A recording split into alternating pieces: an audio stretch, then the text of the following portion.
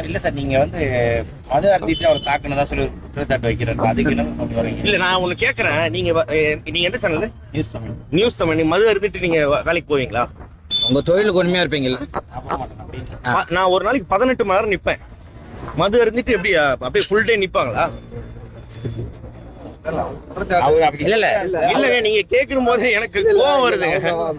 இல்ல நான் ஜெனரலா நான் சொல்றேன். அவன் சொல்றான்னா அதை வந்து பார்த்தா நீங்க கேக்குறீங்களே, அதுதான் நான் இப்பதாங்க நான் சொன்னேன். அவனை மதிக்காதீங்கன்னு நான் சொல்றேன். அவருக்கு நாங்க மதிக்கல சார். தொடர்ந்து அவர் எல்லா சேனல்லையும் அதே தான் பேட்டி கொடுத்துருக்காரு. இல்ல பிரதர் என்ன பதில் சொல்ல விரும்புறீங்க? இல்லடா நான் அப்படிதான் பேசுறேன். நான் அப்படிதான் பேசுறேன். இல்ல சார், எந்த சேனலுமே கூட்டு தயவு செய்து அவர் வந்து எதுவுமே எடுக்காதீங்கன்ற. இவர் ஒரு ஆளுன்னு சொல்லிட்டு இவருக்காக எல்லா சேனல் கூட்டு நீங்க எனக்கு வந்து அதுதான் சொல்றேன். மீடியா யாரும் எடுக்கிறது இல்ல சார். மெயின் ஸ்ட்ரீம் மீடியா யாரும் எடுக்கிறது இல்ல. இல்ல இப்ப போயிட்டு நிறைய மீடியால போயிட்டு உட்காந்து பேசிட்டு இருக்காப்ல. நம்ம யாரும் பிரஸ் யாரும் எடுக்கிறது இப்ப விட்டுட்டீங்க. யூடியூப் சேனல் எல்லாம் மறுபடியும் எடுக்கிறாங்க. சோ அதெல்லாம் தவிர்க்கணும். ஏன்னா எவ்வளவு பேர் கஷ்டப்பட்டு வரவங்க நிறைய பேர் இருக்காங்க. நீங்களும் நிறைய பேர் பாக்குறீங்க. எவ்வளவு பேர் கண்டென்ட் வந்து ஒரு மக்களுக்கு வந்து நல்ல விஷயமா போய் சேருது. இந்த கண்டென்ட் பண்ணா யாருக்குமே முகசொலி வரலன்னு சொல்லி நிறைய பேர் கண்டென்ட் பண்றாங்க. அவங்களுக்கு எல்லாம் வாய்ப்பு கொடுங்கன்றோம். நாங்க வந்து இப்போ ஒன்னும் இல்ல, ஆட்டோக்காரன் சேனல் சொல்லிட்டு ஒரு பசங்க கருவாடு கம்பெனி ஆரம்பிச்சிருக்காங்க.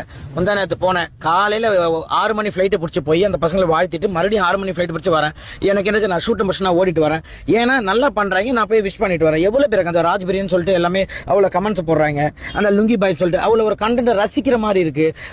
அதாவது ஒரு ஆடியன்ஸ் வீட்டில் உட்காந்து பெரியவங்க குழந்தைங்க சிரிக்கிற மாதிரி இருக்கு. அவங்களுக்கு எல்லாம் வாய்ப்பு கொடுங்க.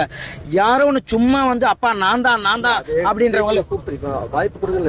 விஜய் டிவி கூப்பிட்டு தப்புன்னு ஒத்துக்கிட்டாங்க. இல்ல அதான் ஒத்துக்கிட்டாங்க. அவங்களே ஒத்துக்கிட்டாங்க. இதுக்கப்புறம் அந்த மாதிரி யாருமே அந்த மாதிரி வாய்ப்பு கொடுக்காதீங்க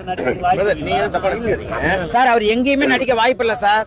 அவரை சும்மா கூட்டு பண்ணிருக்காங்க சார். என்னன்னா அவரை வெளியில போங்க அப்படின்னு சொன்னது சேனல், ஓகேங்களா? ஏன்னா இவரு தகாத வார்த்தைகளை பேசிக்கிறாரு. பெண்களை பத்தி வந்து தவறா பேசுறாரு.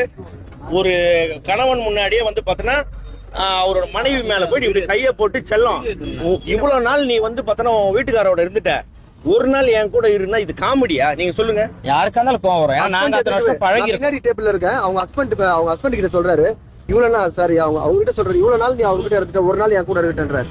இதனால வந்த பிரச்சனைகள் தான். பெண்கள் கிட்ட ஆபாசமா பேசுறது, சமுதாய ரீதியா புக்கம் சேரின்ட்டு பிரிச்சு பேசுறது, எப்ப பாரு அவர் மைண்ட்ல வந்து ஒரு கேவல